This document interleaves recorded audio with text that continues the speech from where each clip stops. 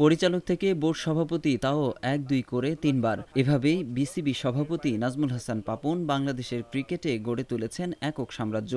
Board সভাপতি শুধু board চালাননি, কথা বলেছেন টস, ম্যাচ থেকে শুরু করে অধিনায়কত্ব নির্বাচনের ক্ষেত্রেও।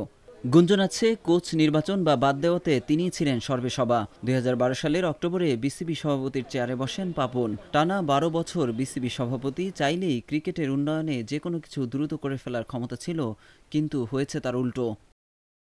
বাংলাদেশের অপার সম্ভাবনাময় ক্রিকেটকে ধ্বংসের গুরুতর অভিযোগ উঠেছে পাপনের বিরুদ্ধে। ক্ষমতার পট পরিবর্তনে এখন একে একে প্রকাশ্যে আসছে পাপন এবং তার সঙ্গী সাথীদের পাপের ফিরিস্তি। পাপন ও তার সঙ্গী সাথীরা ক্রিকেটের উন্নয়নে কার্যকর কী করেছেন, সেই প্রশ্নের উত্তর মিলবে গত এক দশকে বিসিবির বাজেটগুলো দেখলেই।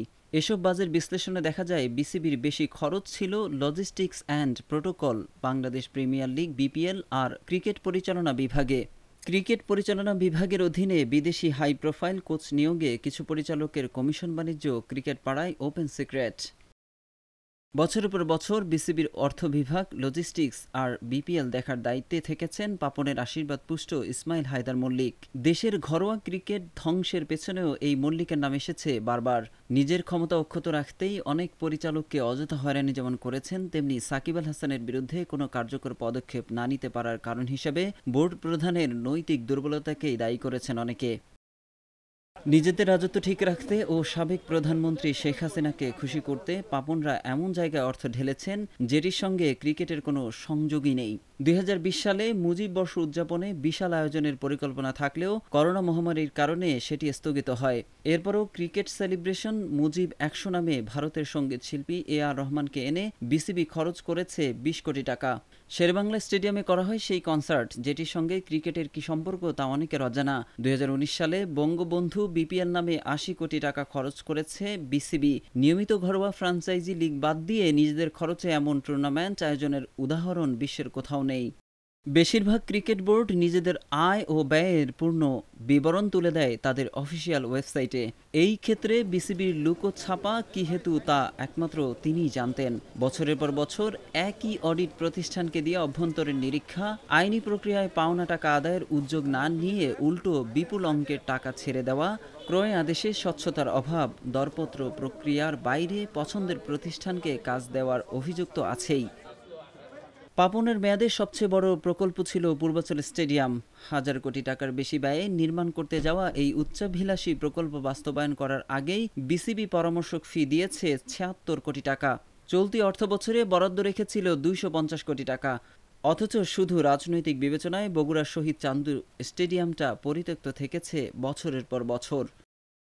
ক্রিকেট বিশ্লেষক নাজমুল আবেদিন ফাহিম বললেন, সততা, স্বচ্ছতা, নৈতিকতার অভাব ছিল।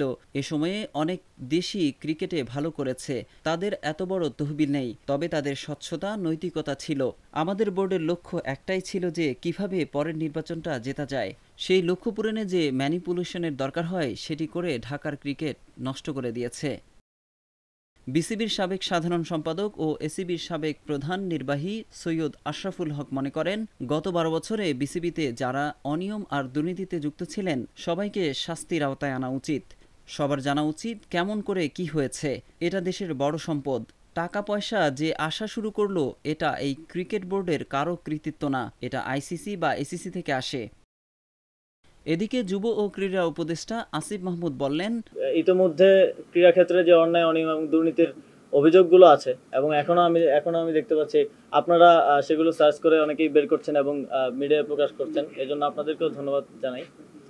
এই বিষয়গুলোতে আমরা তদন্ত করব এবং যারা দায়ী তাদের বিরুদ্ধে ব্যবস্থা নেওয়া হবে এবং ভবিষ্যতে যাতে এরকম কোনো ঘটনা না ঘটে সেজন্য ইতিমধ্যে আমি বিসিবির সংশ্লিষ্ট এবং ক্রিকেট সংশ্লিষ্ট যাদের সাথেই কথা বলেছি যে যেই গঠনতন্ত্র আছে আমাদের প্রত্যেকটি ফেডারেশনের, সেই গঠনতন্ত্রগুলো যাতে ডেমোক্রেটিক হয় এবং সেখানেও যাতে একনায়কতন্ত্র চর্চা করার সুযোগ না থাকে, সেভাবে সেগুলোকেও পুনর্গঠন করার আমাদের পরিকল্পনা আছে।